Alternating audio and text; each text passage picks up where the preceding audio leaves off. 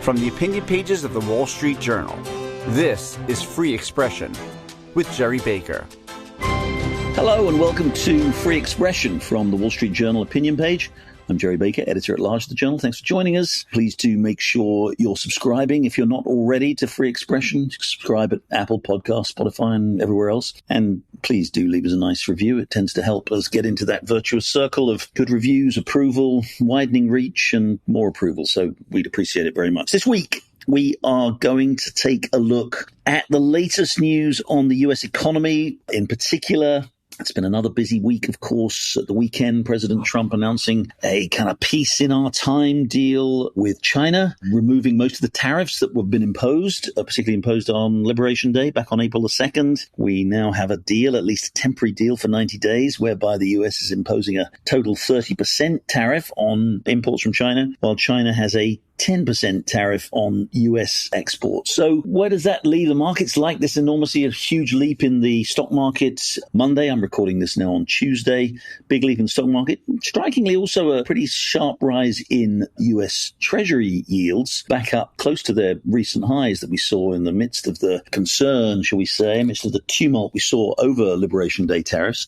So there's a little bit of concern there, although the dollar has come back a little bit too. So by and large, people seem to think this is a good indication that the economy maybe now is in a better shape to avoid a recession that might have been caused by tariffs. Still a little concern about inflation, and of course still uncertainty about tariffs. You know, we had a trade deal with the UK, and now we have a kind of a deal with China, which just seem to be all settling around, the level of about 10% tariffs for other countries. Actually, the 30% tariff for China is, of course, 10% on the basic tariffs and 20% for, shall we say, encourage China to deal more with its exports of fentanyl to the United States, which, of course, is so damaging to so many lives here. But we seem to be looking at the kind of outlines of a broad tariff policy now that is looking at that sort of 10% level. That's still much higher than the US has had in the past. Could still do some damage to the economy, but the economy seems to be faring okay. At the same time, of course, we're still awaiting the outcome of these long deliberations in Congress over the tax bill, the big, beautiful bill. We'll see what happens there, or whether or not, because there will be rising uncertainty about that if that isn't passed, about what that will mean to tax rates that could rise, of course, sharply next year if no bill is passed. So we're looking at improving prospects for the economy and where we've been in the last few weeks, but still with a high degree of uncertainty. So I'm going to dig into all of this week with one of my favorite economists, one of our leading academic economists, Greg Mankiw. Greg Mankiw is a professor of economics at Harvard University. He served as chairman of the Council of Economic Advisors under George W. Bush. He literally writes the book on economics. He's the author of one of the most, he may correct me if I'm wrong, it may be the most widely used economics textbook for undergraduates. And of course, he's a very distinguished writer, professor and author, and one of the leading experts on macroeconomics in the world right now. He's well placed to make a judgment and say, although he did work for George W. Bush, he's announced himself not to be any fan of Donald Trump and Donald Trump's economic policies. Been quite critical. So I'm sure we're going to have an interesting conversation with Greg. So Greg Mankiw, thanks very much indeed for joining Free Expression. Great to be with you. I want to get on to some of the back and forth we've seen over policy, tariffs, taxes, everything we're seeing going on in Washington right now, in Washington and indeed around the world. I want to get on to that. But let's see if we can just get your sense. I want to sort of get your sense of the current health of the U.S. economy. We had the first quarter GDP data just a couple of weeks ago, which showed that actually GDP shrank in the first quarter. Obviously was the result of some rather unusual components, particularly movements in imports. Since then, we've had a pretty solidly robust employment report for April, suggesting the economy continues to grow at a reasonably healthy clip. We're recording this on Tuesday. We had some consumer price index numbers, CPI numbers today, which came in a little bit better than expected, showing inflation relatively quiescent. How would you characterize where the U.S. economy is right now, Greg? I think it's in pretty good shape. I don't think it's in fantastic shape, but we're certainly not heading into a recession. I mean, I was worried about that a month ago after the so-called Liberation Day. But now that President Trump is back down on the tariffs, I don't see any big threats in the economy at this particular moment. And is inflation, we had the CPI number. Everybody seems to be in a kind of wait and see mode on all of this, really, because we're still really waiting to see the impact of whatever tariffs we end up with. But is inflation, the Fed has been cautious about further cuts in interest rates because of some uncertainty about the inflation outlook. Are we still in a position where inflation is a concern and could be a threat? It surely could be. I mean, economists are terrible at forecasting, and I don't pretend to be any better. But I think inflation has come down a lot. I think the Fed, after making a mistake early on, allowing inflation to get out of control, actually has handled it well more recently. And I think being cautious as he has been, and cutting rates is sensible. And I think if inflation keeps coming down, I think we will see a couple of rate cuts later this year. Again, as you said, the economy seems in reasonably good health, and yet you hear these reports, you see it in some of the kind of more detailed reports, kind of manufacturing surveys, some of the reports that we're getting out of our major ports in the country, of real concern because of fears of tariffs about shortages. In fact, actually not just concern, but actual reports of very, very limited movement at the ports, very, very limited trade happening right now. How do you square that with this sort of general picture that the economy actually continues to be turning over at a reasonably healthy rate? Is this just sort of anticipatory concern, or is there some actual sort of real-time slowing going on? Well, I think there's probably real-time slowing, mainly associated with the uncertainty of the tariffs. Even if he ends up not putting in substantial tariffs, which I'm hopeful will be the case, the fact that there's a lot of uncertainty is going to slow spending. I mean, imagine that you're a business manager thinking about whether to build a factory and you don't know where to build it here or somewhere else, or what country is going to face high tariffs, which countries are not. The rational thing to do is just to wait. And so this sort of self-induced uncertainty that we've put ourselves in is basically bad for the economy. And people have done a lot of work on this. People, particularly, I think of Nick Bloom in particular on Stanford, has shown that, that economic uncertainty did rise a lot in the past month. And he's shown in previous work that higher levels of uncertainty is bad for economic growth, which is not a shock. That's what we're facing right now. It's not just the tariffs, it's the uncertainty about what the policy actually is. So let's look at the president's revolutionary trade policy. We've seen an extraordinary series of events. Obviously, initially, announcement of tariffs on Canada and Mexico. They were paused. Tariffs on automobiles, steel and aluminum. Then, of course, we had the big Liberation Day, April the 2nd. Tariffs with this extraordinary range of tariffs, including some phenomenally punishingly high rates of tariffs. Most notably, of course, on China. He suspended all of those tariff increases shortly after Liberation Day, but China stayed in place, or at least the plan was to stay in place, 145% tariffs on China. Now, we've just had this deal this last weekend where there's been a significant reduction. Obviously now US tariffs down to 30%, that's 10% base level and 20% for this additional fentanyl penalty, if you like, whereas China will maintain a 10% rate on imports from the United States. What did you make of this deal? The Trump people are obviously claiming that, they've had some success. They've managed to, get us back to low level of tariffs. What does the deal mean? Did you see the US getting anything out of that it was claiming that it was trying to get? No, not really. I think on international economics, the Trump administration is deeply confused about the challenges facing the US economy. I don't know all the people in there, but I know Kevin Hass is a smart guy, and I think he knows this is nonsense, even though I've never heard him say that. Peter Navarro seems to me to have a really deeply misguided view about the global economy. I mean, I guess the fundamental disagreement I have with them is they think that the United States has been a loser in the globalization movement that we've seen in the past several decades. And I see just the opposite. I see the United States as being actually a big winner. We're the one richest countries in the world. It's true we run trade deficits, but I don't see the trade deficits as being a sign of failure. And I think they have a tendency to look at that trade deficit and say, we must be losing because we're running a trade deficit. Whereas no, trade deficit reflects the difference between our savings and our investment. Maybe we need to save more, but it's not because globalization is bad for us. I think globalization has been very good for the U.S. economy, as well as for economies around the world. And I think globalization is a win-win, and I think they have a fundamentally wrong view about the role of international trade in the economy. Let's explore that a little bit. And again, I'm conscious that this is the stuff you've studied over a lifetime, and you teach bright young undergraduates and postgraduates, probably more at Harvard on this. So I'm venturing into this with some trepidation. But one of the arguments you hear, though, sometimes, I take your point about, the kind of the idea that trade is a zero-sum game, and if we're running a deficit, that means we're losing. None of that makes sense. But there is a larger point, isn't there, which is that if you run persistent trade deficit, persistent current account deficits, you are essentially, one that you are doing is you are steadily and dramatically increasing foreigners' claims on U.S. assets, obviously, because that's ultimately obviously how the trade deficit is paid for, because we have people spending all those dollars, people with the excess dollars holding dollar assets, and therefore we are much more open and, if you like, and exposed, if that's the right word, to the deliberations of foreigners because they have all those claims. Is that not, to some extent, a risky position for a country to be in? Is it not, to some extent, an undesirable position for the US to have found itself in over the last few decades? Even if it is, the question is, what do you do about it? I think of the trade deficit is not fundamentally about trade barriers around the world. It's fundamentally about the balance between our savings and our investment. And we're basically consuming more than we're producing. And that's reflected in the trade deficit, and therefore capital is flowing into the United States. So we're taking on debt, so we're selling off assets. Jeff Sachs, my former colleague at Harvard many years ago, had the following analogy. He said, look, if you take your credit card and you go to the shopping mall and you start buying lots of things that you can't quite afford, you're running a trade deficit. But you shouldn't blame the shops for selling you that stuff. You should look to yourself and say, watch, why am I spending so much money? Similarly, I think the United States might want to look at itself and say, we really have inadequate saving compared to our investment. And if we don't want to trade deficit, if we don't borrow from abroad, maybe we should save more. And the simplest way to save more would be to run a smaller budget deficit. I teach this stuff in my textbooks and in my classes. The most direct way to try to reduce a trade deficit is through fiscal policy to raise national saving. And I think focusing on trade barriers and tariffs is really not the way to go about reducing the trade deficit. What about the idea that, again, seems to have some support in this administration? It's been talked about a lot, which is that the idea that the dollar's role as the global reserve currency, while acknowledging that it has some benefits, perhaps enabling the US to borrow its own currency, obviously, but also perhaps at somewhat lower interest rates than would be the case otherwise. But it does perhaps tend to lead, other things being equal, to a revaluation of the dollar, to a higher valuation for the dollar, which has its impact, obviously, then on trade, makes our exports more expensive, and maybe contributes to this chronic trade deficit position we have. Do you think there's anything to that? As you know, obviously, Stephen Mirren at the White House has been arguing that, the US needs some sort of a major 1985 Plaza Accord style deal to reduce the value of the dollar, and somehow to do that without kind of damaging the dollar's status as a reserve currency.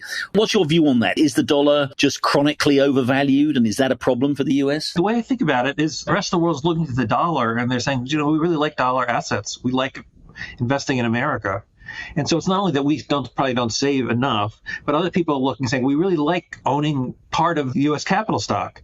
And so therefore they're investing in the United States. President Trump is in Saudi Arabia today trying to encourage the Saudis to invest in the United States. Well, that's capital inflow. That's the flip side of the trade deficit. So you can't say, we don't like trade deficits, but we really like capital inflows. It's inconsistent with basic accounting. So yes, it's the fact that other people like dollar-denominated assets does mean they're going to buy more dollar-denominated assets, and that's going to contribute to our trade deficit, but it also means it's more investment in the U.S. economy, and that's basically a good thing. So I'm not worried about the fact that the dollar is the world's reserve currency, and it does, I think, generally benefit from us because it means that people wanting to invest here. Again, we had this deal with China, again, conditional deal, temporary deal, whatever you want to call it, 90 days. We had a deal with the UK last week on a very narrow range of the US's total trade, of course. That maintains a roughly 10% tariff on UK imports. We have the 10% tariff on Chinese imports. First of all, the Liberation Day tariffs with some of those extraordinarily high numbers. Do you think that's now dead and that we're looking at kind of this China UK 10% figure? Do you think that's very likely now to be the sort of broad tariff rate that we'll see for US importers? This will be the new Trump plan? That's really an issue not of economics. It's an issue of trying to predict Trump's mind. And that is well beyond my expertise. He's been tremendously inconsistent day to day in what he's trying to do. It's really quite extraordinary, the high degree of volatility completely coming from Trump seeming to change his mind day to day, perhaps in response to events, how the stock market's reacting to his original plans. Partly, it's probably his different advisors who are pulling him in different directions, and he doesn't quite know what he thinks. It's very hard to predict. I think if we have 10% across the board tariffs, that's a negative. I don't think it's a good thing. I think it's something that we can survive. I don't think it's catastrophic. The kind of stuff he rolled out on Liberation Day, that was really, I think, catastrophic for the economy. I was going to say, so we did get a broad base tariff of around 10%, maybe with certain higher or lower, depending on certain sectors, certain products, and maybe certain countries. That would still represent, I think I'm right in saying, about a threefold increase in the average tariff rate that we have right now. And it would still take us, it wouldn't be Smoot-Hawley levels from the 1930s, but I think I'm right in saying it would still take us back to the highest sort of average tariff rate we've had since the Second World War. I think, is that right? I think that's right. And so that's why I say I think it'd be a negative, because I think actually the movement since World War II to lower and lower tariff rates around the world has been a good thing for the U.S. and the whole global economy. So I think this is definitely a step in the wrong direction. 10% is not a huge step in the wrong direction. So that's why I'm not really as worried about it as I was a month ago when they were proposing rates that would really shut down global trade. Just finally, Greg, on this tariff issue, because one of the many arguments that's been put forward by the administration is that the US really needs to build up its manufacturing base, that decades and decades of trade deficits reflect the fact that much manufacturing has been offshored. Obviously, manufacturing has gone to much lower wage countries, and therefore a large part of the US manufacturing base has been eroded. And they argue that that's a bad thing because you need manufacturing for all kinds of reasons, and not least some of it is, to do with national security. Some of it is just to do with the fact that you typically maybe get higher wages in manufacturing than you do in services. I know there are a lot of elisions in here, so I'm being careful not to get too carried away with it. But does it matter that the US has a smaller, obviously in terms of employment, a significantly smaller share of its workforce employed in manufacturing today than it did 50 years ago? Does that really matter? Do you think it's something that we should be concerned about and try to redress? No. I think the movement away from manufacturing is a little bit like the movement away from agriculture, a century or two ago. It used to be the case that most Americans were farmers, and then advances in agricultural technology has meant we need fewer and fewer farmers. Similarly, I think manufacturing has been shrinking as a share of total employment, but it's partly due to trade, but it's largely due to advances in technology, things like automation, that has allowed us to produce manufacturing output with fewer and fewer workers. You raised a couple arguments. One is about defense. And I think one of the classic arguments against international trade is the defense argument. That, of course, doesn't explain why we're putting tariffs on, say, Canada, which is probably our closest ally. And so I think we need to be much more selective if to the extent that the defense is the argument. And that's why I have some sympathy for some of the work that Biden administration has done regarding semiconductors, because they were really worried about China and Taiwan being so important in the whole supply chain of semiconductors. That seemed like a national security risk. And so I'm trying to bring some of that back to the United States. I think makes sense. But in general, no, I don't think we need manufacturing. I think service jobs can be great jobs. I work at Harvard University. It's a service industry. Higher education is one of our more successful service industries. We have jobs from everywhere, from people with PhDs down to the janitors. And I think they're all pretty good jobs for people of all different levels of education. So I think we can be a very successful economy without having a huge manufacturing employment sector. Now, to be sure, the transition away from manufacturing has been painful for certain parts of the country. But overall, the U.S. has benefited from the evolution away from manufacturing toward a more service-based economy. We're going to take a short break there. When we come back, I'll have more with Greg Mankiw, Professor of Economics at Harvard. We're talking about the outlook for the U.S. economy. And I want to move on also. In the next half, we'll talk about economics, but also talk about some of the things that's going on in our universities, particularly at Harvard, given that President Trump very much has these institutions in his sights as well. So stay with us. We'll have more. You're listening to Free Expression with Gerry Baker. Don't forget, you can listen to the latest episode anytime on your smart speaker. Just say, play the Opinion Free Expression podcast. Now, back to Gerry Baker.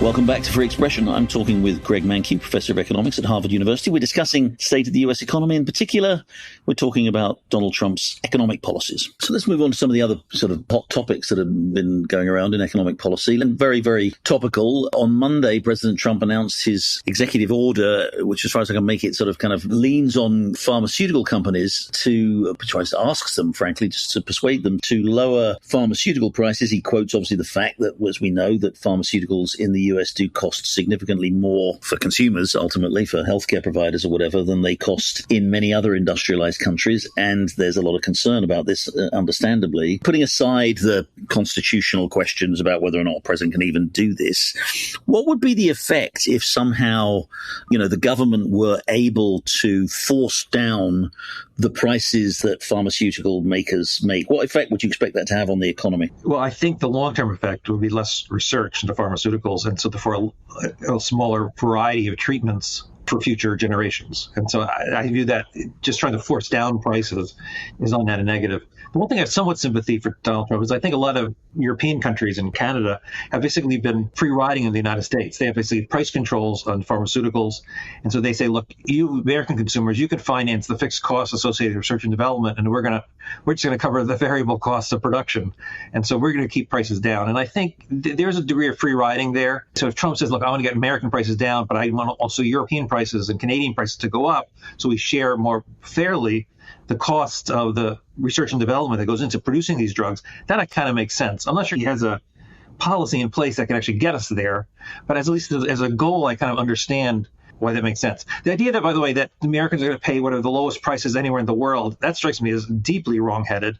I mean, if I suppose I have some AIDS drug, can a pharmaceutical company not sell in sub-Saharan Africa for less money than they're charging the United States? And those are very poor countries. We can't, some degree of price customization depending on countries' characteristics makes some sense. But I think President Trump is right that a lot of these other relatively wealthy countries in Europe and Canada do free ride and trying to get prices there up so we share the burden of research and development costs more fairly. That's a good goal. How would you even go about doing that? I mean, you'd need some sort of international cooperation, and I suppose without being too kind of cynical about what's gone on, we haven't exactly created the conditions, have we, in the last few months for any sort of international collaboration which would get Europeans and other countries to do something that they don't want to do.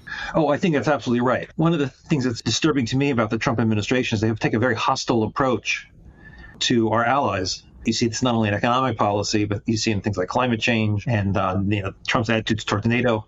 I would rather treat our allies as if they're friends, not as if they're adversaries.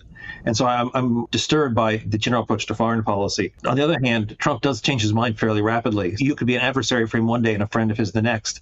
And one hopes that he will evolve.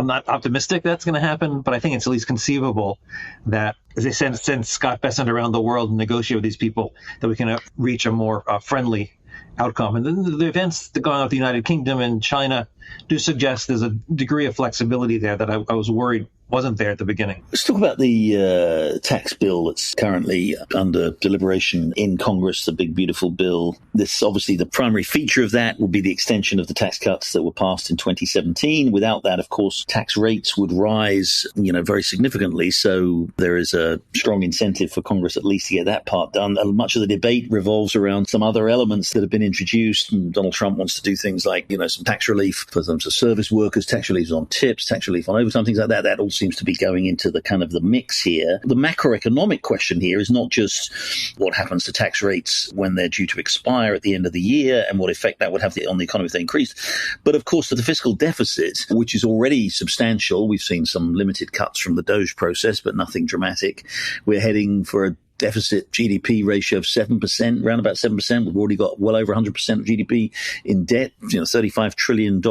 I don't think there's any real plan to rein in spending, even as they cut taxes. I know that part of the debate is about, perhaps cuts to Medicaid, maybe some cuts here and there, maybe some even little bit of compensating tax increases that we've heard about, possibly taxes on the better off. How do you see, Greg, this debate unfolding? And of course, I don't mean in terms of how it's going to come out. What would look like sensible fiscal policy right now, given the growing fiscal challenge that we have and the economy's needs right now? Yeah, if you look throughout U.S. history, you see the ratio of government debt to GDP fluctuating. And it tends to go up in times of crisis, either wars or major recessions like the Great Recession or the Great Depression, the pandemic. And then it usually declines in peacetime, the debt to GDP ratio, because the deficits are small, or maybe even have surpluses and GDP keeps growing. And so therefore the debt to GDP ratio shrinks. If you look right now, the CBO, Congressional Budget Office, projections, debt to GDP ratio is going to continue to grow basically forever. There's no sign of stopping, even though they're not projecting any major crisis. They're projecting sort of normal growth and no wars or major recessions. That is not sustainable. Something's going to have to happen to that. Right now, the bond market seems to be confident we'll deal with it at some point. Therefore, bond buyers are very happy to act as if U.S. government debt is a low-risk proposition. But at some point, the bond vigilantes will come back and they'll say, these deficits are too big. The United States is looking a little bit too much like Argentina and Greece. And then the Congress and the presidents are going to have to do something about the trajectory of the deficits and debt. And what they're going to do, I don't know, because there's really no consensus about what should be done. From an economic standpoint, the most natural thing is to think we need the kind of undistortionary tax we see in lots of Europe. Much of Europe has a value-added tax. In fact, we're one of the few countries in the world that doesn't have a value-added tax. You could raise a lot of revenue from a value-added tax and solve this problem that way. But there's no political constituency for that now. Actually, my favorite cartoon from the New Yorker about the fiscal policy is a bunch of economic advisors are around the Resolute desk and the president's sitting there. And the economic advisors are saying, Mr. President, our deficit reduction plan is very simple. but it will require a great deal of money. And that's sort of a summary of where we are. I mean, it's not hard to think that what the solutions would be, but it does require a great deal of money, and that's politically very difficult. I don't want to sound like I'm advocating a counsel of despair here, but does that just mean, as you say, there's no political advantage really to be had from hair shirt economics, right? Saying, no, we've seen this historically, famously, Walter Mondale in 1984, promising to raise taxes and losing 49 states. This is not politically a winner. And for decades now, there hasn't really been a serious effort at sort of deficit reduction. Maybe Bill Clinton did try it in the early 1990s. Do we just have to wait for the seemingly inevitable bond market blow up, before anything gets done? Do you think is that just what we've got to expect? There's no magic number in terms of debt as a ratio of GDP whereby things start to turn south. Do we just have to wait until bond vigilantes decide, we're not taking this anymore, and bonds yields start to go through the roof? Economically, we don't have to. Economically, we should plan ahead. But I'm afraid politically that there's no catalyst for politicians to worry about it until they have to, because you're absolutely right. It's a political loser. The idea of government debt, budget deficits, seems very abstract to the typical voter. I remember Ross Perot managed to get some traction by getting voters to think about it, but a pretty rare politician that can get people focused on this. So only when bond vigilantes come back and they really say, you guys aren't serious, we don't want to hold U.S. government debt anymore, then they'll be forced to think about it in Congress. I don't see anything on the horizon that's going to induce a more deliberate and sensible fiscal policy. Well, the thing, of course, that was supposed to act as a constraint was the idea of a debt limit and a debt ceiling. And this brilliant idea was, we'd have a debt ceiling and Congress wouldn't dare exceed the debt ceiling. And therefore, as soon as we approached it, there would be serious efforts to rein it in. Whereas we now just go through this process every year or two where there is a little bit of a market panic, maybe the fear that the debt ceiling won't be raised and that we'll go through it and the government will in effect default on its debt. But again, almost have a bipartisan sort of consensus that we can just keep raising the debt limit. Is the debt limit a kind of dead letter, as it were, in terms of any sort of a constraint? Should we just abandon it completely? Probably. I don't think the debt limit does anything other than create a fraught political moment every year or two. So I don't see it as a useful constraining mechanism. It's only when the bond market tells Congress they have to think about this, or else things are going to get really bad, that they'll do it. Wrapping all this together, Greg, we've seen pretty remarkable sort of gyrations in policy from Trump over tariffs, in particular over the first few months, and also, I think very, very, very controversially, or very sort of, should we say, without precedent in U.S. history, a president just sort of unilaterally raising tariffs, i.e. raising taxes. We've seen this sort of, kind of semi-autocratic approach. We've seen the president kind of initially attempting to bully and threaten the chairman of the Federal Reserve and then admittedly backing off that. We've seen this remarkable market response to all this with the dollar falling, bond yields rising, for a time at least, equity markets falling. We've seen, I think it's fair to say, I don't think I'm exaggerating to say, fairly increasingly kind of open displays of corruption and grift and people exploiting their position to make money for themselves in this administration.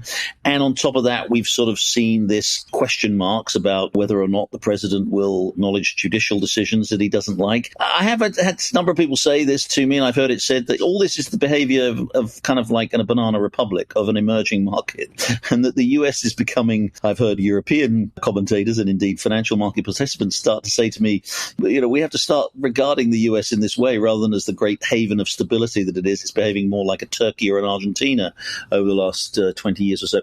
It's obviously somewhat overstating the case, but do you worry about the US's reputation as a haven of stability and prosperity as you look at what's going on? Oh, I do. A lot. Because I think it's not only the set of policies like tariffs that I think are ill-advised, but the fact that so much of this has been centralized in the White House, where the president really is pulling power close to himself and sort of exceeding what we normally think of as the limits of presidential authority. Just about a couple of weeks ago, I was interviewing Daron Acemoglu, the Nobel Prize winner who grew up in Turkey, and he said that what he's seeing happening in the United States right now seems very similar to what he saw in his own country of Turkey, the growing autocracy. But he says it's happening much faster here than it happened there. And that's a very scary thought. I'm generally an optimist by nature, so I always tempted to think this is going to pass. But I think we're probably in the most concerning time of American politics than I have witnessed in my 67 years on this planet. And aside from obviously the intrinsic questions of whether or not some of these things are good or not, do you see the potential for or the reality of real economic damage here, that people will start to look at the United States in a less favorable? I mean, the United States has been this star outperformer of the global economy really over the last, well, over a long period, but certainly over the last 10 years, certainly over the industrialized world. Is that in jeopardy, do you think? I do, because, people often forget that we were extraordinarily lucky. We really are one of the richest countries in the world. And it's in part because people have trusted us as having a relatively stable democracy, having generally sensible economic policy. And I think Donald Trump has sort of created this environment that we're losers and we're being taken advantage of by the rest of the world and the things were all terrible. And I think that's fundamentally wrong. I want to start selling hats that say, make America grateful again. We should really be very grateful that we live in this country that has had unprecedented amount of economic prosperity. You're sitting there in Cambridge, Massachusetts, in Harvard University, and so you're a distinguished professor at Harvard. Harvard is very much in focus for other reasons right now, again, as the administration, in a legal tussle now with the administration, as the administration tries to force changes at Harvard. You served in the Bush administration at the White House. I think you, broadly speaking, most people would not recognize you as somebody of conservative views. You written for the editorial page of the Wall Street Journal, apart from many things. It is a pretty lonely place, isn't it, these days, academia for conservatives? And what do you make of the Trump administration's, attempts, whatever one thinks of maybe the methods, but the objective of maybe trying to eliminate some of this extremism and this kind of intolerant extremism that we see on so many university campuses? What do you make of it? I don't think Harvard's a perfect institution by any stretch of the imagination. And I'm part of a group at Harvard called the Council for Academic Freedom at Harvard that is trying to push the university in the direction of embracing a broader range of views. And it's being led by Steven Pinker and the well-known psychologist, and Jeff Flier, the former dean of the medical school. And so I think the university is trying to reform from within. And I have some sympathy for some of the critiques that the Trump administration has been putting forward.